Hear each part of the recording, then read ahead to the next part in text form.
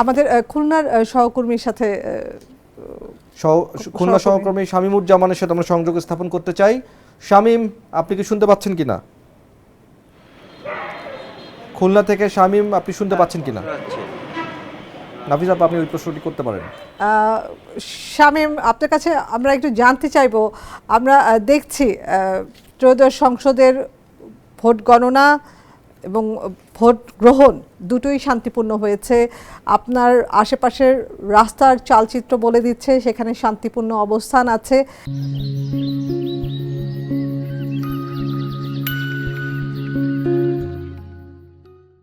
এই যে রাজনৈতিক পরিবর্তন, রাজনীতিতে কোনো ধরনের বিজয় মিছিল নেই, কোনো কাদা ছুড়াছুড়ি নেই, কোনো হেরে যাওয়া প্রার্থীর কোনো অভিযোগ নেই, সেটিতে আসলে খুলনার বাসিন্দারা বা ভোটাররা কতটা সন্তুষ্ট, বা ভোটাররা নতুন যারা বিজয়ী হয়েছে তাদের কাছে প্রত্যাশাটাই বা কি?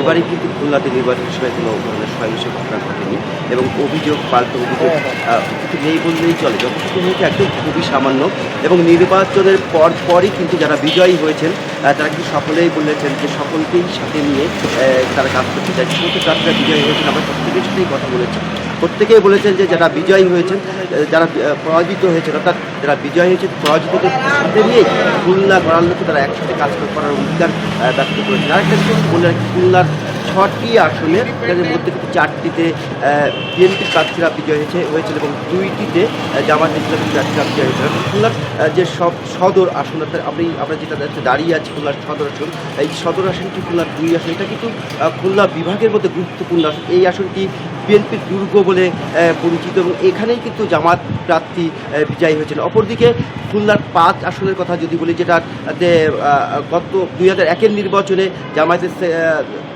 বর্তমান সেক্রেটারি জেনারেল গোলাম পরোয়ার বিজয় হয়েছিলেন এবং তিনি এবারও প্রার্থী ছিলেন, তিনি কিন্তু ওই আসনটিতে পরাজিত হয়েছেন।